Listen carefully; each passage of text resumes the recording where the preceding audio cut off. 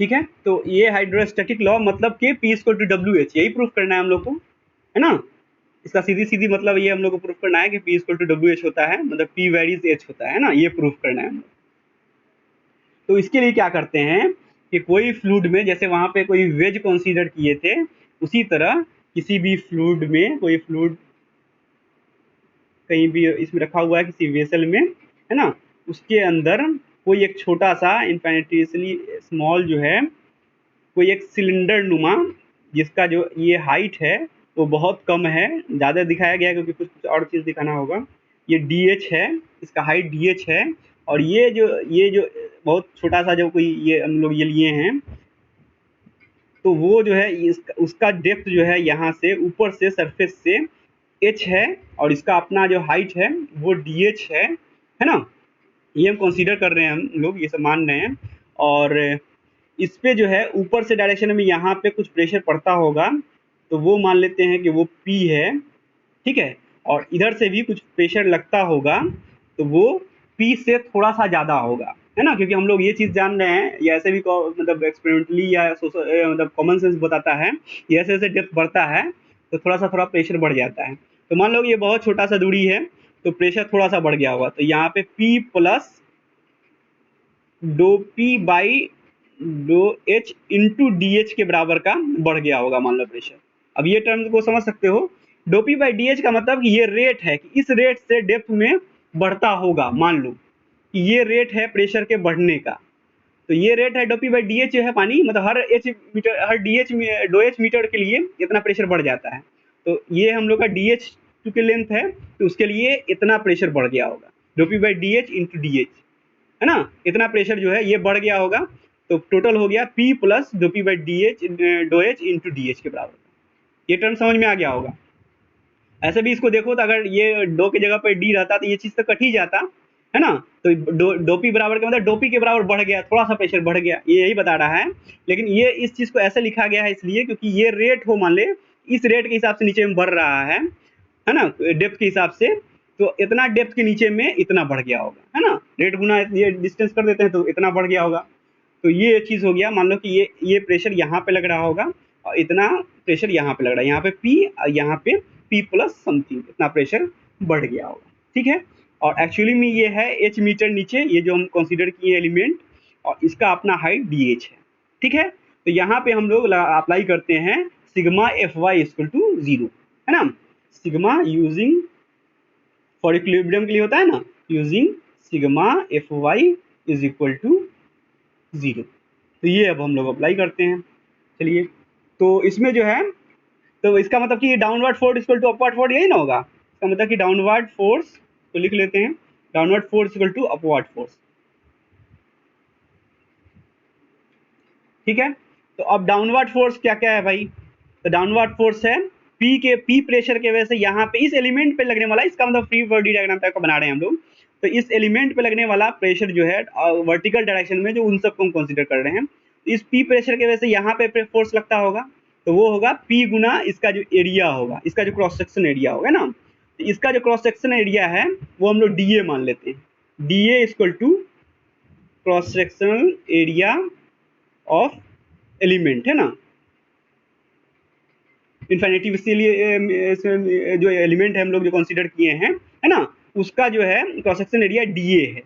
तो P into D A के बराबर फोर्स लगेगा डाउनवर्ड डायरेक्शन में, एक फोर्स ये लगेगा P इंटू डी ए, है ना। ये हो गया डाउनवर्ड। और कोई डाउनवर्ड लग रहा है, हाँ एक और लगेगा, वो इसका अपना वेट है, इसका अपना वेट भी तो लगेगा डाउनवर्ड डायरेक्शन में, एक ये P लगेगा और एक अपना वेट लगेगा। अपवर्ड क्या लगेगा, ये प्रेशर लगेगा जो थोड़ा सा बढ़ा हुआ प्रेशर है ना, नीचे में थोड़ा प्रेशर ज़्यादा होता है तो ये लगेगा। तो डाउनवर्ड में प्रेशर P लगेगा और ये W लगेगा, तो प्लस W ये वेट होगा, है ना, ये वेट लिख देते हैं यहाँ पे।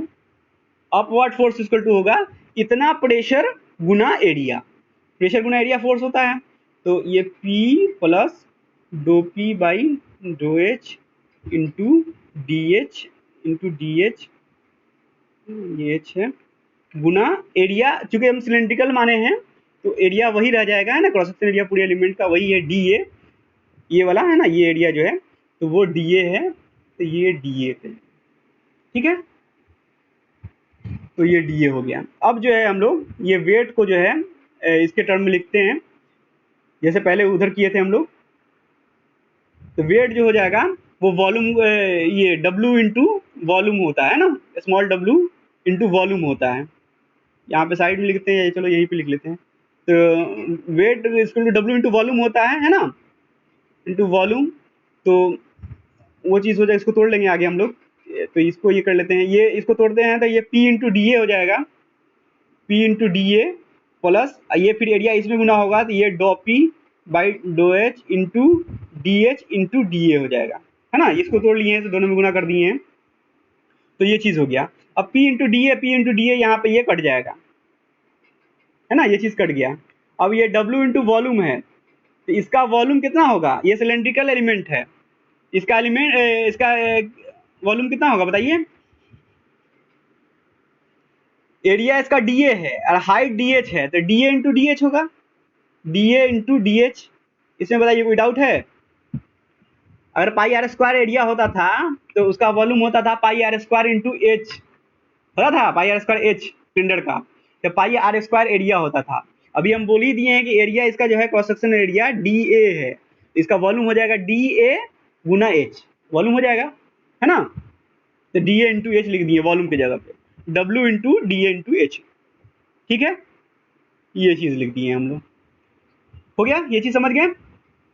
अब देखिए यहाँ पे ये जो टर्म है इसको हम लोग लिख देते हैं, ये है do P by dough H into D H into D A. अब इसमें कुछ कुछ कटेगा शायद, तो ये डी एच से एच कट जाएगा, ये डी ए से ये डी ए कट जाएगा, है ना, ये चीज़ कट गया। तो हम लोग को बच के क्या आया कि W equal to do P by dough H, या इसको ऐसा लिख दें कि dough P by dough H equal to W. तो do P by dough H क्या था, प्रेशर के बढ़ने का रेट था डेप्थ के हिसाब से, है ना। Dough P by dough H था, ये हम लोग माने थे कि हर एच मीटर पे ये प्रेशर इतना बढ़ता है, do P by dough H जो है, तो वो डब्ल्यू के बराबर होगा, है ना। तो या इसको ऐसा भी लिख सकते हो कि dough P equal to H को उधर कर दो, डो P equal to W into डो एच हो जाएगा, है ना। और इसको इंटीग्रेटिंग बोथ साइड कर दोगे, इंटीग्रेटिंग बोथ साइड, तो ये आपको आ जाएगा, इसका ये सब का जो डिफ्रेंशिएशन है खत्म हो जाएगा, तो बच जाएगा P इंटू डब्ल्यू को तो कांस्टेंट होता है, डब्ल्यू बाहर हो जाएगा और डी एच का इंटीग्रेशन एच बचेगा सिर्फ, तो P equal to W H आ जाएगा, है ना। तो ये do P by dough H equal to W था, यहीं पे इसका मतलब ये था कि P वेरीज जो हो गया आपका एच हो गया, है ना, क्योंकि कोई डो P by dough H equal to constant है कोई चीज़, है ना, इसका मतलब P वेरीज एच है